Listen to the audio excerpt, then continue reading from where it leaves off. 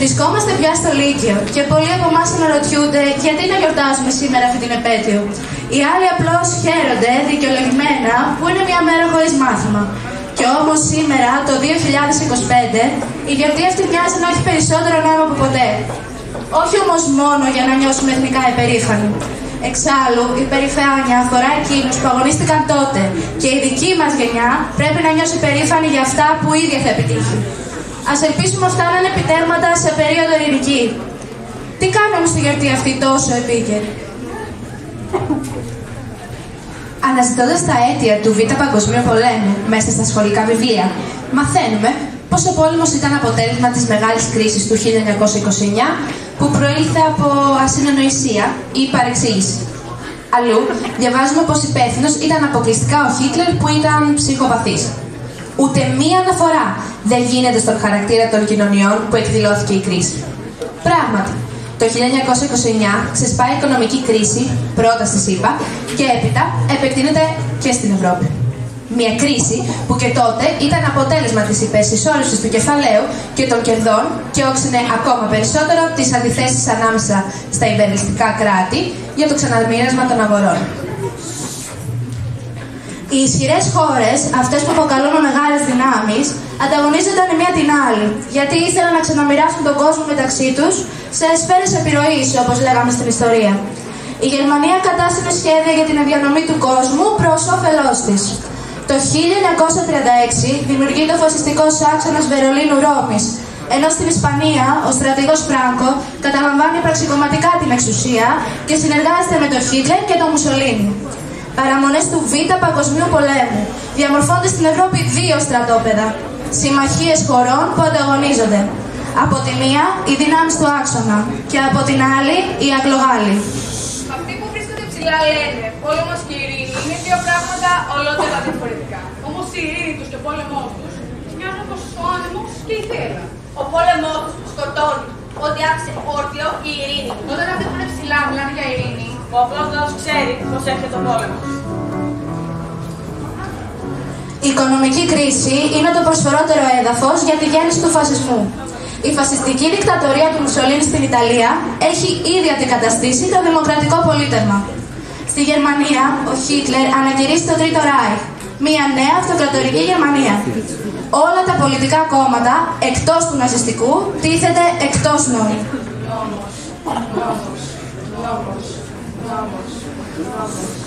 αυτοί που βρίσκονται ψηλά, τώρα είναι ταπεινό να βλέπετε. Ο λόγος έχουν κιόλας πάει.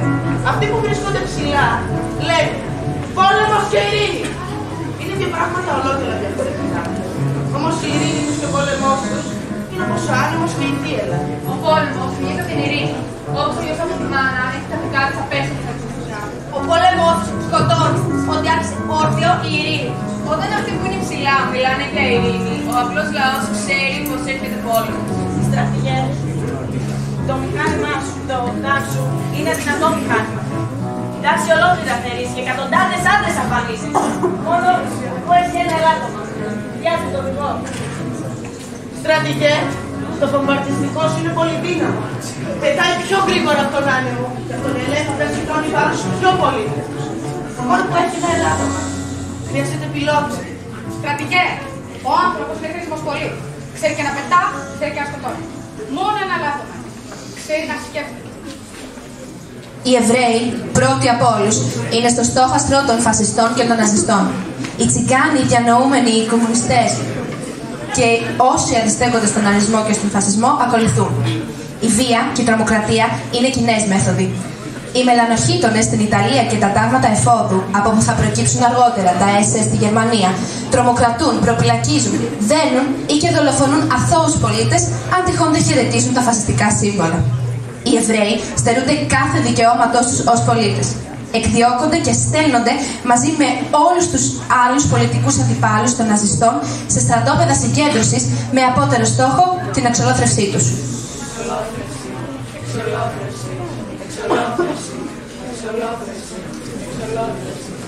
Κλειστά τρένα μεταφέρουν φαντάσματα. Κεφάλια που πιστεύουν στους τρένους των ματερικών γάμων.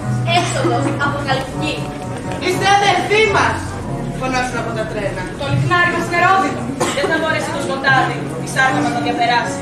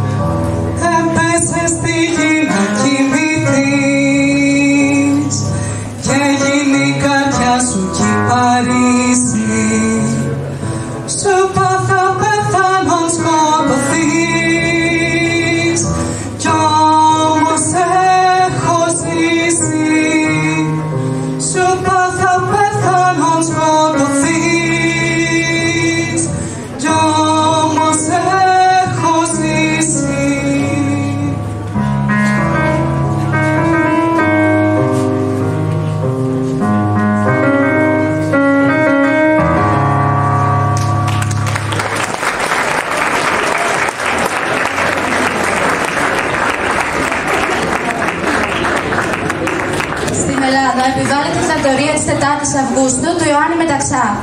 Τα κόμματα τίθεται εκτός νόμου. Η αστυνομία και οι υπηρεσίες ασφάλειας οργανώνονται κατά τα φασιστικά πρότυπα.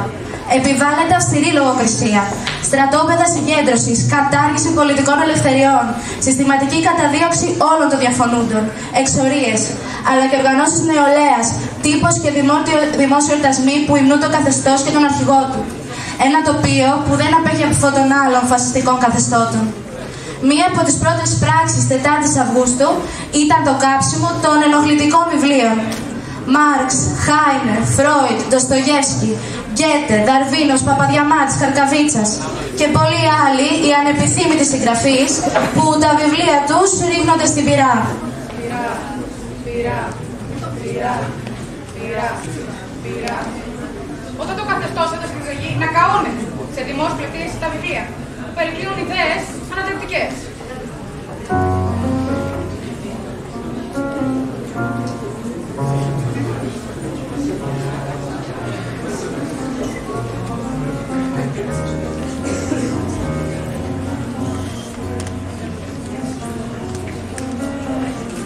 Ένας εξορισμένος ποιητής, ένας από τους καλύτερους, διαβάζοντας το βιβλίο του τον κατάλογο, με φρίκη είτε πως τα δικά του τα είχαν εξετάσει. Και είπε στο γραφείο του και είπε να γράψει ένα γράμμα. Στήρα. Κάψτε με! Έγραψε με πένα γράφτη. Κάψτε με! Αφήσατε έξω. Δεν μπορείτε να το κάνετε αυτό εμένα. Την αλήθεια δεν με καθοπάτε στα βιβλία. Και τώρα μου φαινόσαστε σαν αμένας ψεύτης. Σας διατάζω. Κάψτε με!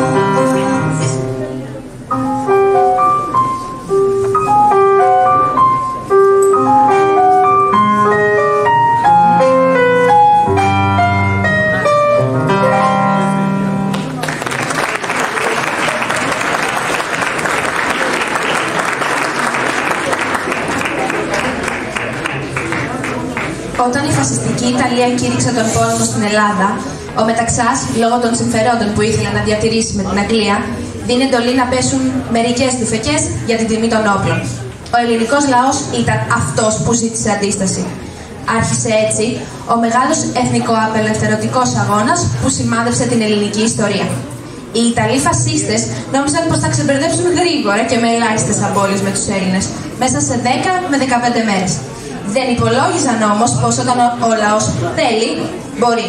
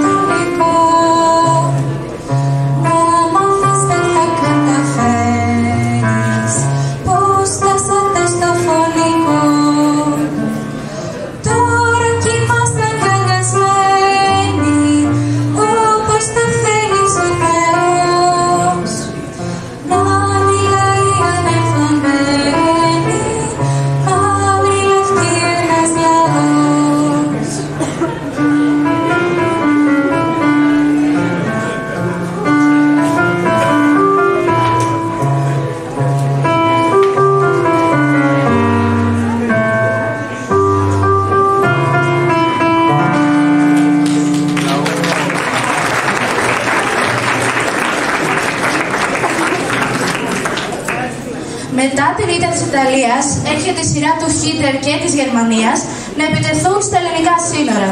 Την τριπλή φασιστική κατοχή της Ελλάδας, Γερμανία, Ιταλία, Βουλγαρία, ακολούθησε η καταλήσταση του πλούτου της από τους κατακτητές και ο ελληνικός λαός βρέθηκε αντιμέτωπος με το ζήτημα της ίδιας του της επιβίωσης. Το πρόβλημα ήταν ιδιαίτερα σοβαρό στις πόλεις και στις άγονες περιοχές. Χιλιάδες πέθαναν στους δρόμους από την πείνα. Στην επαρχία ήταν ευνοϊκότερα τα πράγματα και γι' αυτό οι άνθρωποι αντιμετωπίζουν το πρόβλημα και με χιούμορ. Συμφορά, σκουλίκιασαν τα μακαρόνια μας. Η μαμά που ακόμα ξερνοβολάει πήγε να τα πετάξει με το πρώτο. Αλλά η τίτσα τα στήλωσε και είπε: όχι, θα τα βγάλω να εριστούν και βλέπουν. Μετά κοιμήθηκε η μαμά. Η θεία μου είχε τη φαϊνή ιδέα να γράψουμε στον νονό, καθότι γιατρός, να μας δώσει στην πουλή του. Γράμμα του νονού περί σκουλικιασμένων μακαρονίων. Απάντησε στο δικό μου το προμηνός. Μα τι απάντησε, Θεότρελη, σαν τον ίδιο. Μακαρονία παγωθός. Στοπ. Κίνδυνος υγείας ουδής. Στοπ. Καλή χώρα. Στοπ. Αποστήλατε ο λίγους κόλικας. Στοπ. Νο. Λοιπόν, ύποπτα μακαρόνια παγωθός. Στοπ. Αηδίες και λιγούρες. Στοπ. Αύριο σκουλικομακαρονάδα. Την κρίσιμη αυτή στιγμή για την Ελλάδα, οι επιχειρηματίες, κάποιοι βιομήχανοι και η κυβέρνησή τους ακολούθησαν για μια ακόμη φορά τον τρόπο των δικών τους ταξικών συμφερόντων. Υπηρέτησαν τη δική τους πατρίδα, το κέρδος τους. Κάποιοι από αυτούς συνεργάστηκαν ανοιχτά με τους κατακτητές. Δοσύλλογοι, κατοχικές κυβερνήσεις και άλλοι έφυγαν στην Αίγυπτο μαζί με το Παλάτ, διαλέγοντας να συνεργαστούν με τους Άγγλους συμμάχους. Ο ελληνικός λαός όμως τράβηξε το δικό του δρόμο. Έχοντας πιστέψει στη δύναμή του, έθεσε ως στόχο του να απαλλάξει την πατρίδα του από τους φασίστες κατακτητές και να ζήσει ελεύθερος. Οργανώνει την αντίστασή του. Πρωτόφατες μορφές αυτοβοήθειας εμφανίζονται και σε πολλά μέρη, τα τοπικά εργατικά κέντρα, οι σύλλογοι των υπαλλήλων και επαγγελματίες ενώνουν τις δυνάμεις τους και σχηματίζουν ανεπίσημες λαϊκές επιτροπές με πρωταρχικό στόχο να αποσπάσουν τρόφιμα από τις κατοχικές δυνάμεις και από τις αποστολές του Ερυθρού Σταυρού για να τραφεί ο πληθυσμός. Τα λαϊκά συσίτια είναι η πρώτη, αυθόρμητη, αντιστασιακή πράξη. Η αντίσταση ξεκίνησε από νωρίς με μεμονωμένες ενέργειες. Η πιο εντυπωσιακή από αυτές υπήρξε η υποστολή της σημαίας των Ναζί από την Ακρόπολη στις 30 Μαΐου του 1941 από δύο φοιτητές, τον Μανώλη Γλέζο και τον Απόστολο Σάρτα. Η πράξη τους αποτέλεσε πλήγμα στο κύρος των κατακτητών. Το 1941 δημιουργείται το θρυλικό Εθνικό Απελευθερωτικό Μέτωπο, ΕΑΜ. Το ΕΑΜ απέδειξε ότι ο λαός, η εργατική τάξη, η φτωχή αγροτιά και τα λαϊκά στρώματα των πόλεων, όταν είναι οργανωμένος και αποφασισμένος, αναδεικνύεται στο μεγάλο πρωταγωνιστή της ιστορίας. Στις γραμμές του συσπηρώθηκε η πλειοψηφία του ελληνικού λαού. Λίγο αργότερα προκύπτει η ανάγκη για την ύπαρξη ένοπλου τμήματος του ΕΑΜ. Στις 16 Φλεβάρι 1942 δημιουργήθηκε το ένοπλο τμήμα του ΕΑΜ, ο Θρυλικός Ελλάς, με στρατιωτικό διοικητή τον Στέφανο Σαράφη και με καπετάνιο τον Άρη Βελουχιώτη. Ο Εθνικός Δημοκρατικός Ελληνικός Σύνδεσμος ΕΔΕΣ δημιουργήθηκε από τον συνταγματάρχη Ναπολέοντα Ζέρβα με σκοπό την απελευθέρωση της Ελλάδας και την εγκαθίδρυση μετά τον πόλεμο αβασίλευτης δημοκρατίας. Πολλές Ελληνίδες πήραν μέρος στον αγώνα εναντίον των κατακτητών. Μερικές μάλιστα έγραψαν με αίμα τη δική τους ιστορία αντίστασης. Ανάμεσα σε αυτούς που βρήκαν φρικτό θάνατο ήταν πολλές γυναίκες αγωνίστρες της εθνικής αντίστασης. Ηλέκτρα Αποστόλου. Την βασάνιζαν μέρες ολόκληρες για να μαρτυρήσει τα μυστικά του αγώνα. Την βασάνισαν μέχρι την τελευταία της πνοή. Η Ρο Κωνσταντοπούλου. Την σκότωσαν με 17 σφαίρες, όσα και τα χρόνια της. Λέρα Καραγιάννη. Η Μπουμπουλίνα της κατοχής εκτελέστηκε μετά από βασανιστήρια της ίδιας και των 5 παιδιών της. Πολλές άλλες αγωνίστρες είχαν τον ίδιο τραγικό θάνατο.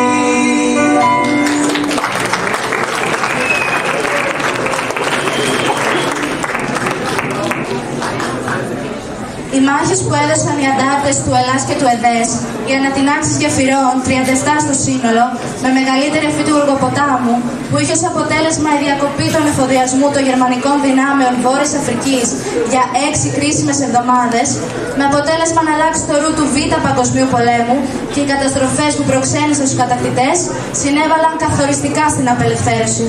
Ο ελληνικός λαός κατέβαλε βαρύ φόρο αίματος για την ελευθερία του. Οι νεκροί στη διάρκεια του πολέμου έφτασαν συνολικά στις 405.000. Θάνατοι από την πείνα, νεκροί στα πεδία των μαχών, εκτελεσμένοι, χιλιάδες που εξοντώθηκαν στα στρατόπεδα συγκέντρωσης. Η Γερμανία και οι σύμμαχοί της νικήθηκαν. Η ανθρωπότητα γλίτωσε τότε από το τρομακτικό όραμα της νέας τάξης πραγμάτων. Ο πόλεμος και η κατοχή άφησαν πίσω τους χιλιάδες νεκρών και μια χώρα κατεστραμμένη και διαιρεμένη. Σε άλλες χώρες της απέναντι όχθης άφησε ακόμα πιο ανεξίτηλα σημάδια, εκείνα του πυρηνικού ολέθρου. Τα παιδιά είναι πάντα οι τραγικές φιγούρες. Γι' αυτά δεν υπάρχουν νικητές και ηττημένοι. Παιδιά της κατοχής, παιδιά του Auschwitz, παιδιά της Χιροσίμα και του Ναγκασάκι, παιδιά ορφανά, παιδιά τρομοκρατημένα.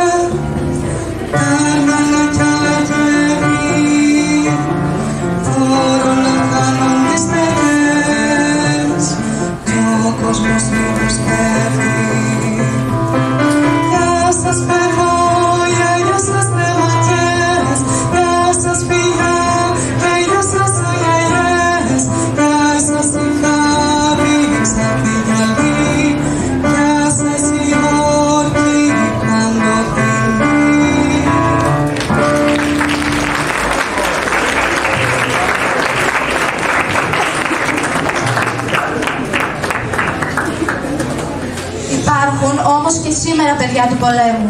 Υπάρχουν και σήμερα υποστηρικτές μιας ανάλογης ιδέας με διαφορετικούς πρωταγωνιστές. Είναι χρέος όλων μας να λέμε καθημερινά ένα μεγάλο όχι στο ρατσισμό και τον φασισμό. Ένα μεγάλο όχι στον παραλογισμό του πολέμου και στην καταστροφή της κοινωνίας και της ανθρωπότητας. Για να βρουν κάποτε όλα τα παιδιά της γης έναν τόπο χωρίς πόλεμο. Πόλεμος, πόλεμος, πόλεμος, πόλεμος, πόλεμος. Όλοι είναι συμπαθητικοί και πρώτοι τους μακάριστες στην ομορφιά. Αρχίζει να έρθεις, εγώ τον πόσο σου έχω. Φοβούμαι τον γυρατιών τα βάστα, να μην με δαμάσουν. Την άνθηση της χάρης σου πριν να την κρίσω. Και πόμος Φιλοστέφανος και ωραίο χορό τραγούδια. Έλα, Σεβάστια, την πόλεση και τέτοια. Διώξε από τα σπίτια αυτή που φρικτεί τη χώρια. Τη φρενιασμένη διώξε αμάτι. Που το κοφτερό μαχαίρι, εφραίνει. Ο φασισμός, όπως και ο πόλεμος, πάντα θα υπάρχουν εκεί που επικρατεί αμάθεια, πλεονεξία, ανταγωνισμός, φτώχεια και ιστορική λύθη. Εμείς, η νέα γενιά, αν θέλουμε έναν άλλο κόσμο, πρέπει να βρούμε τρόπους αντίστασης σε κάθε μορφή φασισμού, αυταρχισμού και ομογενοποίησης. Εμείς μόνο μπορούμε να αλλάξουμε τον κόσμο. Όχι στον κατακτητή τότε Όχι στο φασισμό σήμερα. Όχι στη βία τότε. Όχι στον πόλεμο που ξαναγυρίζει σήμερα. Όχι στην πείνα τότε. Όχι στην αδικία σήμερα. Όχι στον φόβο τότε. Όχι στον φόβο να μιλήσουμε σήμερα. Όχι στην υποταγή τότε. Όχι στη σιωπή σήμερα. Όχι στην προπαγάνδα τότε. Όχι στα ψέματα και τα fake news σήμερα. Όχι στο διχασμό τότε. Όχι στο μίσος για το διπλανό σήμερα. Όχι στην εισβολή τότε. Όχι στο ξεριζωμό των λαών σήμερα. Όχι στο θάνατο τότε. Όχι στην αδιαφορία για τη ζωή σήμερα. Όχι στον βομβαρδισμό τότε. Όχι στη βία του λόγου σήμερα. Όχι στη σκλαβιά τότε. Όχι στην εκμετάλλευση σήμερα. Όχι στην απελπισία τότε. Όχι στη μοναξιά σήμερα.